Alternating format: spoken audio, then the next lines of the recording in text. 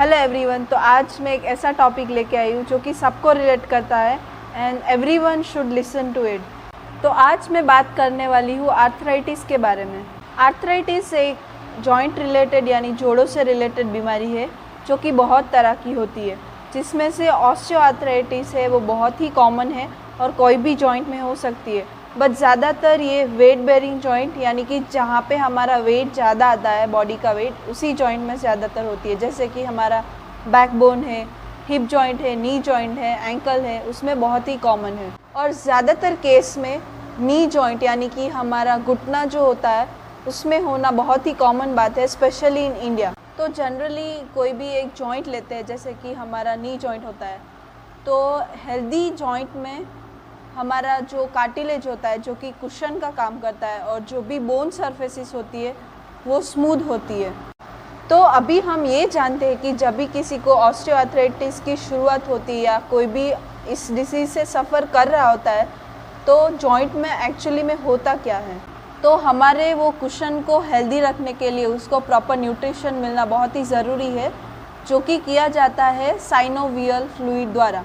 Synovial fluid अभी क्या है, वो एक वाटरी कंटेंट है, वो सभी जॉइंट में प्रेजेंट होता है। तो जैसे ही हमारी एज बढ़ती है तो उसकी वजह से हमारा जो साइनोवियल फ्लूइड या तो वाटरी कंटेंट मैंने बोला था वो कम हो जाता है और उसकी वजह से जो भी कुशन से वो अपना स्मूथ टेक्सचर मेंटेन नहीं कर पाता क्योंकि उसको प्रॉपर न्यूट्रिशन नहीं मिलता।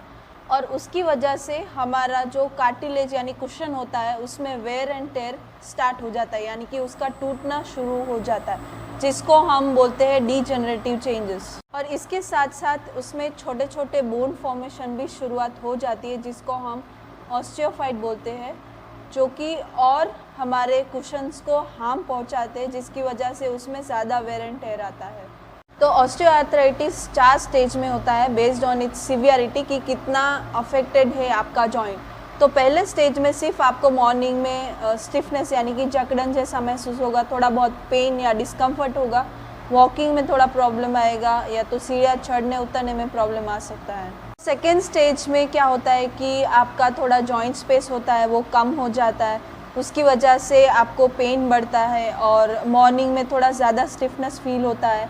और पर आप जैसे ही अपना जॉइंट मूव करते हो वो स्टिफनेस चला जाता है, बट ज़्यादातर आप खड़े नहीं रह सकते, उसमें पेन होता है, वॉकिंग में प्रॉब्लम होती है और ज़्यादातर वॉकिंग करके या खड़े रह के अगर आप बैठते हो तो बैठा नहीं जाता। और कभी कभार जॉइंट में से साउंड भी आता है, जैसे कि कुछ अंदर 2 बोन सरफेस घिस रहे हो, ऐसी साउंड, या तो क्लिक साउंड जिसको हम क्रेपेटस बोलते हैं। तो थर्ड स्टेज में आपको पता चलेगा कि जॉइंट स्पेस बिल्कुल भी कम हो गया है, उसकी वजह से ज़्यादा स्टिफनेस आना, मॉर्निंग में स्वेलिंग आना और ठीक से आप अपना जॉइंट इमीडिएटली उठने के बाद मूव नहीं कर पाते या तो चला नहीं जाता इमीडिएटली उठने के बाद।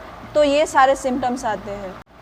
और अगर आप देखते हो तो अगर आप अपना नी जॉइंट यानी कि घुटना मोड़ने की कोशिश करोगे तो फुल फ्लेक्स नहीं कर पाते, उसमें पूरा रेंज ऑफ मोशन अचीव नहीं कर पाते। तो अगर मैं फोर्थ स्टेज यानी लास्ट स्टेज की बात करूं तो उसमें जॉइंट स्पेस बिल्कुल ही दिखाई नहीं देता और 2 बोन्स एक दूसरे के साथ जैसे कि जुड़ गए हो ऐसा आपको फील होगा और मूवमेंट बिल्कुल ही रिस्ट्रिक्टेड हो जाएगी। और उसके साथ साथ मॉर्निंग में बहुत सारा स्वेलिंग आएगा, it will be very much painful और रिस्ट्रिक्शंस भी बहुत सारा होगा, आप ठीक से चल नहीं पाओगे और ठीक से अपना घुटना मोड़ भी नहीं पाओगे। तो ये सारे सिम्टम्स आते हैं लास्ट स्टेज में और उसके लिए सिर्फ एक ही उपाय है, सर्जरी। तो खुद को अगर ऑस्टियोआर्थराइटिस होने से बचाना है या तो ऑलरेडी आपको हो चुका है लेकिन सेकेंड स्टेज में है तो उसको वहीं पे रोकने के लिए आपको जानना ज़रूरी है कि आपका ऑस्टियोआर्थराइटिस होने का कारण क्या है। अगर वो आप जान लेते हो तो आप उसको रोक सकते हो और अपने आप को सर्जरी से भी बचा सकते हो। तो पहली बात तो मैं बताना चाहती हूँ कि ऑस्टियोआर्थराइटिस का मेन रीज़न होता है कि हमारा मसल का टाइट होना या तो मसल का वीक होना, जिसकी वजह से हमारे जॉइंट में बायोमैकेनिकल इम्बैलेंस क्रिएट होता है और जो हमारे कुशन्स का वेयर एंड टेयर कॉज करता है, जिसकी वजह से हमारे जॉइंट में आर्थराइटिस की शुरुआत हो सकती है। तो अगर हम एग्ज़ाम्पल ले कि हमारा नी जॉइंट, उसमें बहुत ही जैसे कि कॉमन है ऑस्टियोआर्थराइटिस होना।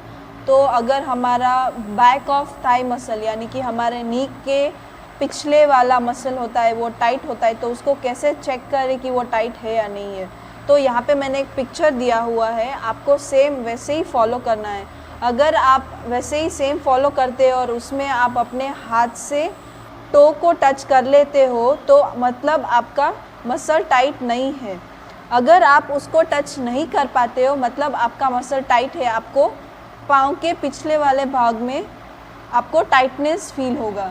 दूसरा और बहुत ही common reason vitamin D and calcium की कमी होना।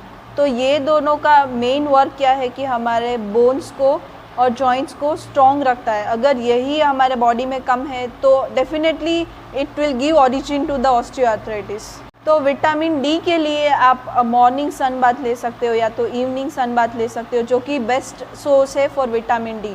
और कैल्शियम की कमी को पूरा करने के लिए आप बनाना या रागी या फिर मिल्क, ये सब कुछ अपने डाइट में इंक्लूड कर सकते हो, जिसकी वजह से आपको कभी भी जॉइंट पेन या आर्थराइटिस का प्रॉब्लम नहीं आएगा। बहुत सारे रीजंस होते हैं, जैसे कि ओल्ड एज में ओबेसिटी की वजह से हमारे घुटनों पे ज़्यादा वेट आना, या तो किसी लोगों को ज़्यादा हैवी स्मोकिंग करने की आदत होती है, किसी लोगों को ज़्यादा ड्रिंक करने की आदत होती है, तो उसकी वजह से हमारे कार्टिलेज, बोन्स वो सब वीक होते हैं और जिसकी वजह से ऑस्टियोआर्थराइटिस की शुरुआत हो सकती है। या तो अगर आपको ऑलरेडी हो चुका है तो वो नेक्स्ट स्टेज में जा सकता है। तो before it reach to the worster stage, stop doing all these things and reduce your weight and follow proper nutrition and diet. That's it for today. Thank you so much for watching. So if you like the information, do share with your parents and grandparents so that you can save them from harmful surgeries, and also subscribe to my channel for more such informations.